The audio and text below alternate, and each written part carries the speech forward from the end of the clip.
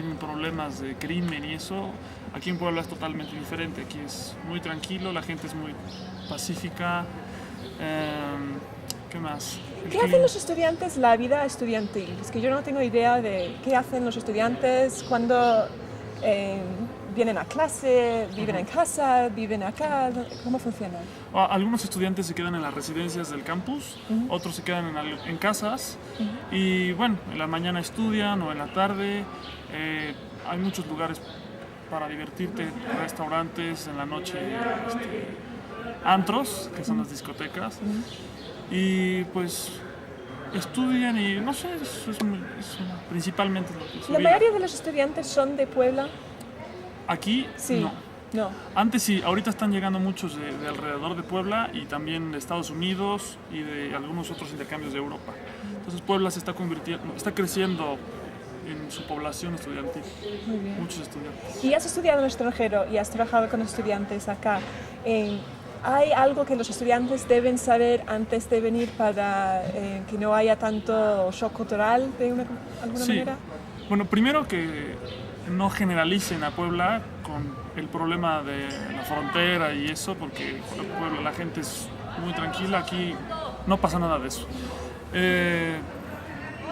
La gente es muy ruidosa, tal vez en Estados Unidos son más... Aquí nos damos besos, nos tocamos aquí y ellos no se tocan, entonces tal vez eso... Sí. Somos muy afectivos, entre muchas otras cosas. Muy bien. Sí. Una de las preguntas de mis estudiantes es que, bueno, llegan y dicen, pero la gente se dio cuenta que era estadounidense al verme y no tienen idea de cómo. Claro. Entonces, ¿cómo se puede darse cuenta de que es estudiantes de los Estados Unidos sin escuchar ni palabra de inglés? No sé, tiene que ver en la manera como se mueven, en su lenguaje corporal. Sí. Tal vez no lo pueda explicar con palabras, es cuestión de verlo. Es que un mexicano lo distingues. Sí. Entonces, tal vez ese no es mexicano, entonces puede ser que es de Estados Unidos porque es muy Porque hay fácil. muchos No por sé. acá. O alemán también. puede Muy ser. bien, muy bien. Otra cosa, estoy pensando en otras cosas. Una pregunta. Bien, mi clase se divide primero en la frontera y todo eso, pero al final tenemos una sección sobre la familia mexicana, ¿no? Entonces hoy voy a hablar con personas y hablamos del machismo y los papeles de los hombres a las mujeres. Entonces, como has ido al extranjero, ¿cómo es la cosa acá? ¿Cómo es la cosa? Casi sí se practica el machismo, desgraciadamente. Sí. Y aquí en la universidad tocamos mucho el tema de eso. Sí. ¿Cómo puedes definir el machismo? El machismo como una falta de respeto a la mujer, un abuso de fuerza física, eso principalmente, falta de respeto. ¿Y hay una diferencia, por ejemplo, entre los estudiantes, cómo esto existe, y de las generaciones más? Bueno, sí. Claro. Bueno, nosotros venimos de unas generaciones muy tradicionales. O sea, Sí. mis papás y se practica mucho el machismo, la cultura del machismo era más... ¿Puedes dar una anécdota? Porque para nosotros es una palabra, pero no tenemos imagen. ¿Cuál palabra? Anécdota, pero Anécdota. un ejemplo. Entonces, ¿cómo se ve el machismo en casa? Un ejemplo, una historia. Hoy en día, Sí. la mujer, la señora, se queda en la casa, nada más cocina y eso, pero no sale, tal vez no sale de la casa la señora, el esposo no la deja vestirse libremente, o sea, tiene que vestirse con la falda hasta acá para que no enseñe el escote así. No tanto, ya es menos, pero ese es el machismo que más o menos practica. No la dejan salir en la noche con sus amigas porque tiene que estar con el hombre, no sé, entre muchas otras cosas. ¿Y las cosas están cambiando Sí. con los jóvenes? Sí, estamos llegando a una igualdad. Sí. A una igualdad. Las mujeres antes no estudiaban en la universidad, era muy poco común. Y ahora ya todas las mujeres y hombres estudian, la mujer trabaja, se casa, pero también ya piensa en trabajar, no nada más Sí. piensa en tener familia ya, piensa en trabajar. Y eso es una seña. ¿Y la mujer, después de empezar a trabajar, puede tener los dos, el trabajo y la familia, o hay la tendencia a trabajar hasta tener familia y después dejar de trabajar? Pues lo que yo puedo ver es que mis compañeras de estudio ya no piensan en casarse. estudian para ellas crecer por sí mismas. Sí quieren hacer familia y me parece correcto que suspendan un poco el estudio para tener hijos, pero después también trabajar. Sí. Muy bien. Estoy pensando en otras cosas. Sí, claro. Pero muchas gracias. No, Eso ha sido muy útil.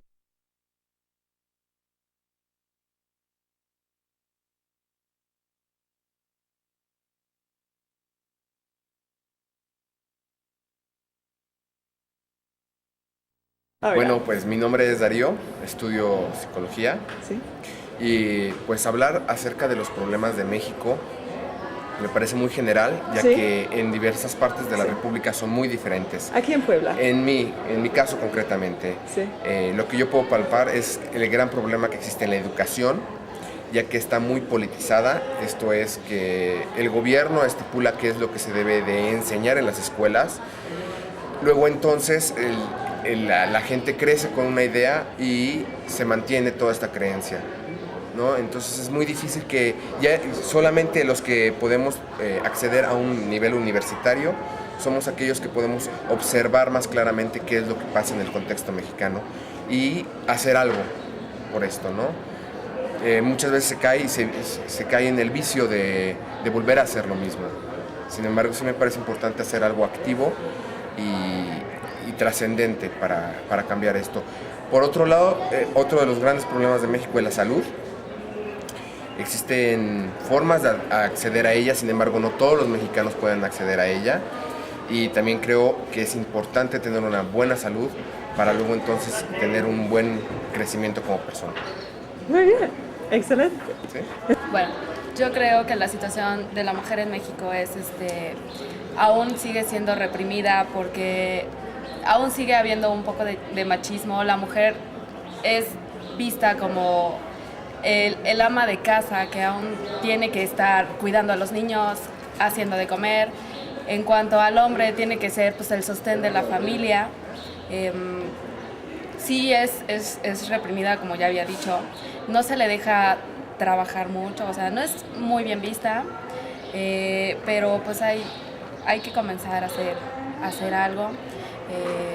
Socialmente pues es vista como el eslabón débil y yo creo que somos tan fuertes como cualquier hombre y hay que darnos la oportunidad de ser libres.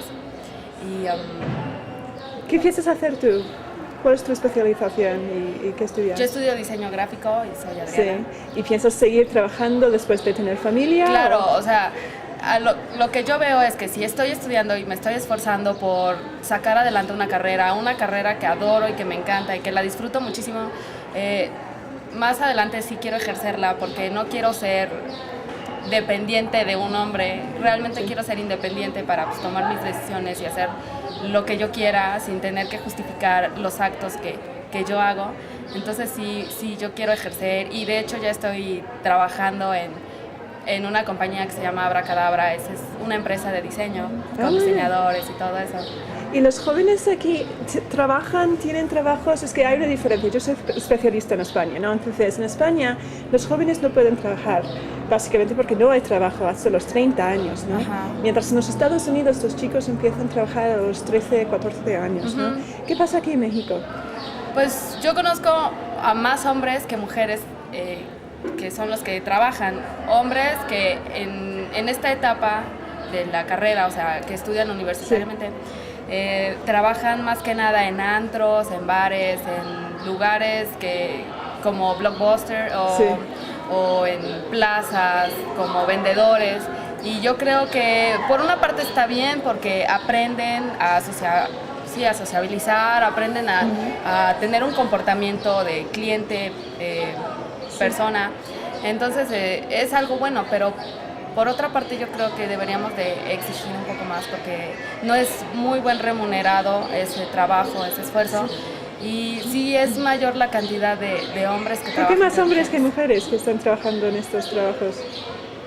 Pues la verdad, así como que muy bien definido no lo tengo, pero quizás porque la mujer es la niñita de la casa, la que tiene que estar, la que va a cuidar a los niños y crecemos con esa educación por las tradiciones y las costumbres que tenemos de la niña es la que se queda y el niño es el que sale a trabajar. Muy bien, muchas Sí, gracias. De nada. Bueno, soy Alejandra Roldán Bello. Estoy aquí trabajando como profesora de asignatura en la Universidad Iberoamericana. Aparte, estudio psicología y tengo un consultorio donde doy psicoterapia. Ya llevo muchos años aquí en la universidad, más o menos como 13. Y actualmente estoy dando un curso que se llama Pareja, Matrimonio y Familia. Llevo, yo creo que como 6 años. Entonces, me dices que habla al respecto de lo que es la familia mexicana. Al principio me dijiste que tenías dificultad para tener información de lo que era la familia mexicana. No eres la única. Aquí también. Es que no he encontrado nada. Exactamente. Hay mucho, por ejemplo, hay un libro que se llama Psicología del Mexicano y que habla de la familia, pero del siglo pasado, de inicios del siglo pasado, de la época de la Revolución, más o menos. Hay uno que apenas encontré porque yo también he estado buscando mucho, que es una novela de Germán Dehesa, La familia y otras demoliciones. Habla de la familia ya más o menos por los años 60, 70, 80 y es más que nada la vivencia de Germán Dehesa. Entonces va diciendo cómo se relacionaba su familia con otras familias, pero es solamente un sector, el sector que él vivió, nada más. También me ha ayudado con eso. Eso es lo que nosotros hemos hecho, es que hemos puesto, como no hemos encontrado muchos artículos, mucha ficción. Mucha ficción en la cual hay problemas de familia o hay situaciones. Uno se llama La otra mujer, que nos ha servido mucho, pero eso es lo que utilizamos más. Bueno, es el de Germán Dehesa, a lo mejor te puede servir porque es bastante bueno.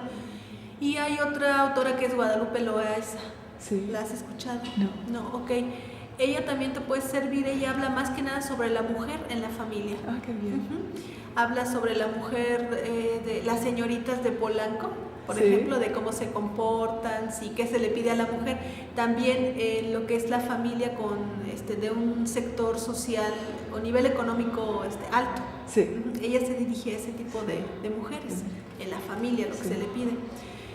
Yo más o menos he estado leyendo eso y aparte la experiencia que tengo. Entonces, lo que te puedo decir es que aquí vemos la familia mexicana de los muchachos. Así, vemos cómo es su familia. Y aquí he encontrado, pues ciertamente hay un sector, es limitado, el sector de la clase media. Puede ser clase media alta, clase media media y clase media baja. Lo que te puedo decir en este sector, es que hay muchos cambios.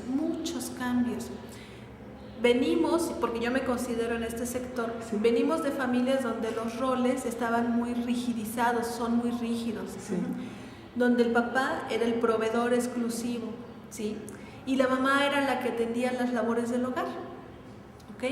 Eso tiene como origen, por ejemplo, la familia de la colonia, de la revolución, donde muchos españoles llegaron acá, y fueron protectores de muchas mujeres indígenas. Entonces las mujeres nos quedamos con la idea de que el hombre tiene que ser el protector y el proveedor. Y entonces de ahí la llevamos en eso, de tal manera que recibimos la indicación de que tienes que buscarte un hombre que te responda, y estudia por si aquel no te responde, nada más. Entonces empezamos a formar parejas en donde yo quiero un hombre que sí me responda económicamente, sobre todo. Quisiera que estuviera más en casa, pero casi no está en casa porque tiene que ir a trabajar. Entonces, pues yo me voy a ocupar de la casa y él que se dedique a su trabajo. Pero entonces, como la mujer se sentía muy oprimida, empezó a decirle a la hija: no te dejes, estudia, no vayas a querer que tu señor te esté regañando por todo. Ya ves tu padre cómo es, tú no te vayas a buscar un hombre así. Entonces las niñas empezaron a crecer viendo un papá que somete, pero con unos mensajes de que no te dejes. Entonces empiezan a chocar mucho. Y entonces de repente no saben cómo hacerle ahorita, no saben qué tipo de hombre buscar, ¿sí? Por un lado, quieren un hombre que las proteja, pero por otro lado, ¿sí? Que las deje libres. Sí. De tal manera que ahora, por ejemplo, con los muchachos platicamos, ¿no? Algo muy sencillo. ¿Te gusta que tu pareja te abra la puerta del coche? ¿Sí? ¡Sí! Ajá, y otras, ¡no! ¿Ok? Entonces, o otra cosa, cuando vas al café, ¿te gusta que tu pareja pague todo? ¿O tú pagas la mitad, como en Estados Unidos, ¿no? Que de repente pagan la mitad. Entonces las muchachas aquí dicen, sí me gusta que me pague todo. Y yo le puedo a veces disparar, pero a veces. Pero si él quiere a fuerza que siempre paguemos la mitad, no. Si él quiere que yo lo invite siempre, tampoco. O sea, entonces estamos en esos cambios, que no saben hasta dónde pueden sentirse mujeres independientes y hasta dónde a lo mejor pueden aceptar un hombre más independiente o más dependiente. Ajá. Por ejemplo, aquí tenemos así pocas familias en donde la mujer sea la que trabaje y el hombre sea el que se quede en casa. Poquísimas. Y cuando las hay, se ven como especímenes raros, ¿sí? Así como, ¿cómo es posible que él esté ahí, no? Así, pareciera ser, le decimos aquí que es un mandilón. ¿Han oído hablar de esa palabra, no? Entonces es el mandilón porque trae el mandil y es el que se ocupa de los hijos. Y dicen, tu mujer te trae así, y el tu mujer te trae así es despectivo para ellos. Entonces es como si fueran menos hombres. Esa es una parte, el cambio de roles, y que ha sido muy difícil ir aceptando el que los dos trabajen. ¿Y si las mujeres empiezan a trabajar, siguen haciendo todo el trabajo de casa? ¿O? Exactamente, sí. Aquí los muchachos tienen muchas ilusiones. Dicen, los dos vamos a trabajar y los dos vamos a lavar los trastes y los dos vamos a no sé qué. Pero esto es igual en los Estados Unidos. Okay. Pues yo creo que entonces sí. No, yo no conozco mucho de familias estadounidenses, sí, pero la ilusión es esa, ¿sí? Y la realidad es otra. Es pura ilusión. Porque, los señores a lo mejor sí pueden hacer, algunas veces lavar los trastes, algunas veces hacer esto, ¿sí? Pero llega un momento en que le dejan todo a la señora. Y hay veces que dicen, bueno, si tú quieres dejar de trabajar, deja de trabajar, yo sigo manteniendo la casa, pero tú quédate en casa.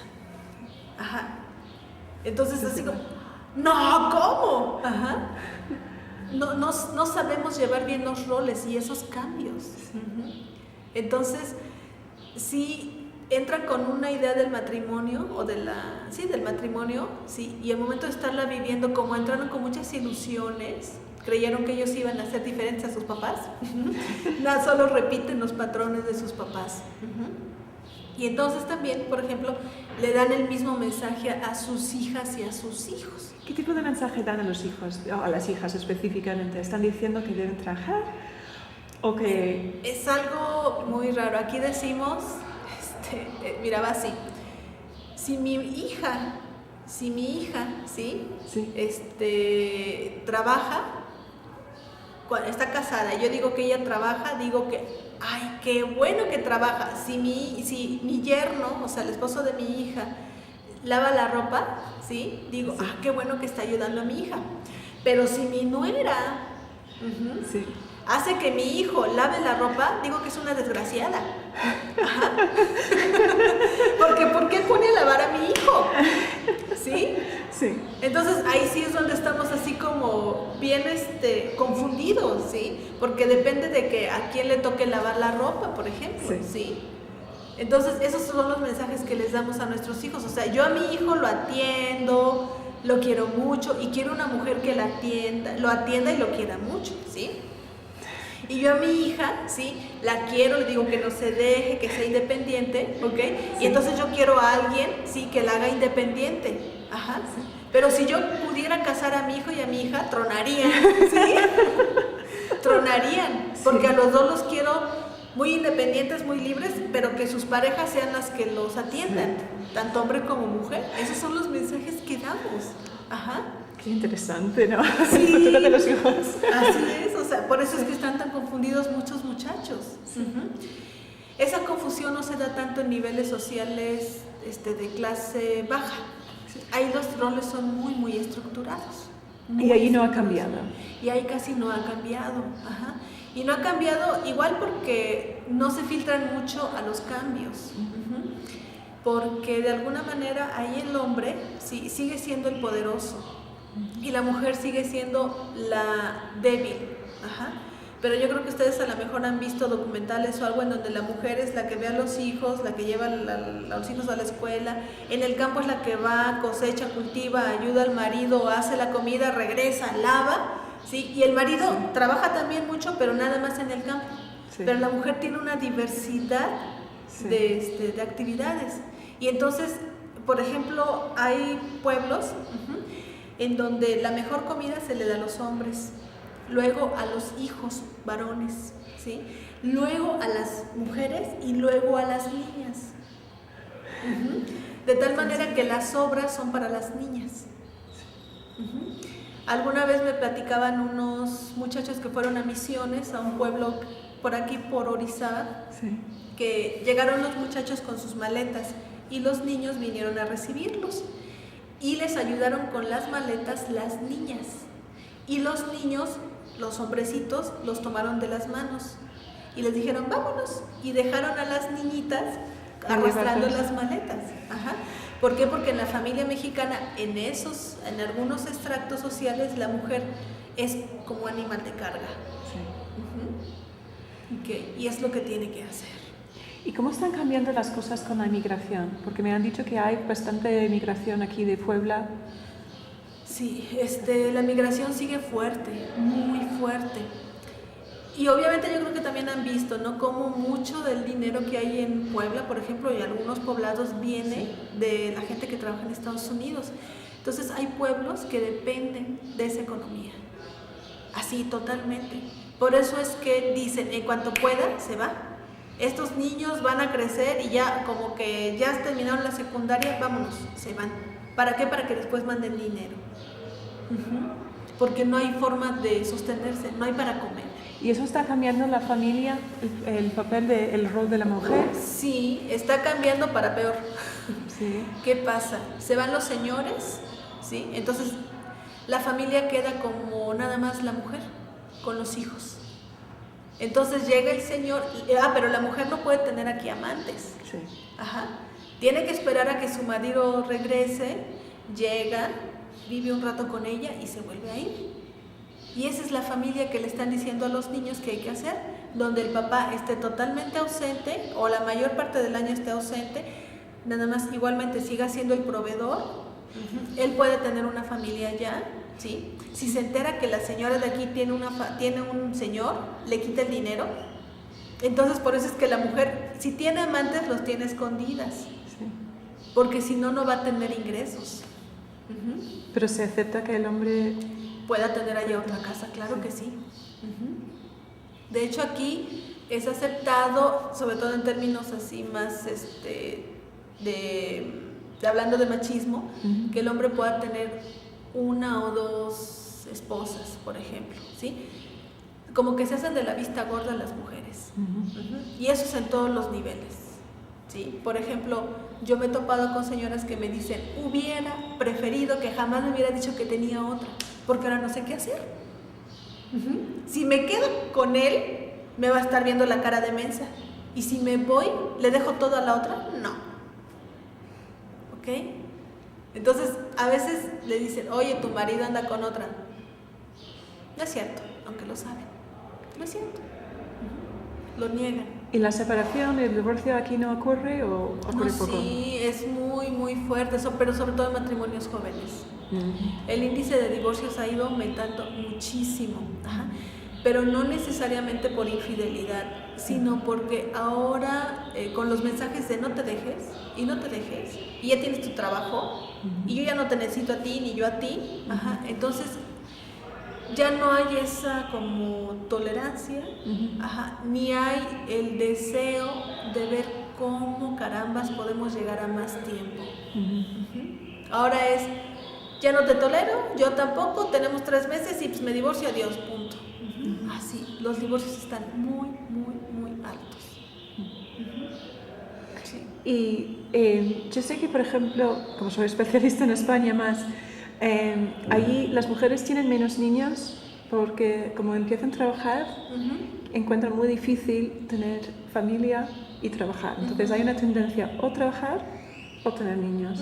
¿Esto está ocurriendo aquí o las mujeres siguen con la familia trabajando con la misma cantidad de niños?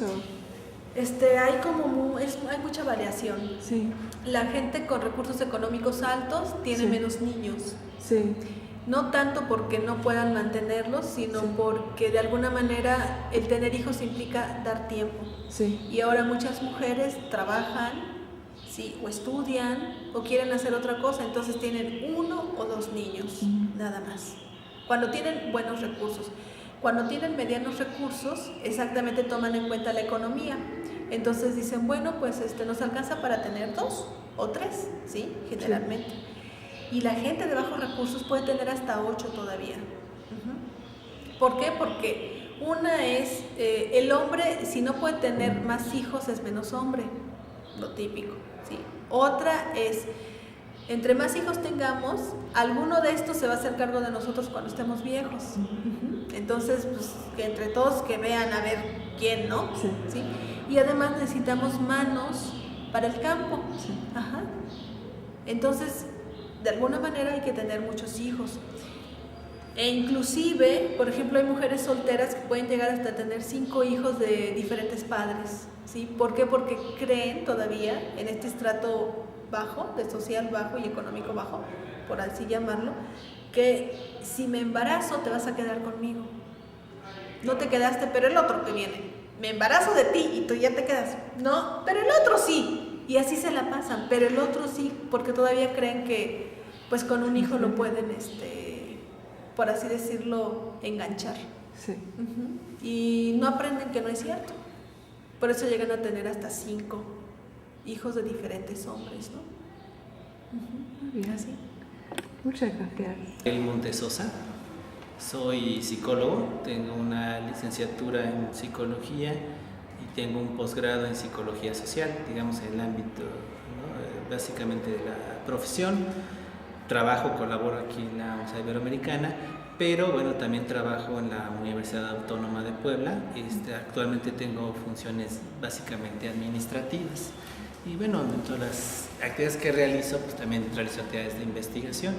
Y específicamente aquí en la Ibero, ahorita en el verano, estoy dando una asignatura que se llama Psicología del Mexicano, que por cierto no estoy muy de acuerdo con el título, ¿no? A mí me parece más prudente hablar de la etnopsicología del mexicano, es decir, como tratar de entender si hay atributos, características específicas de lo que hace lo mexicano.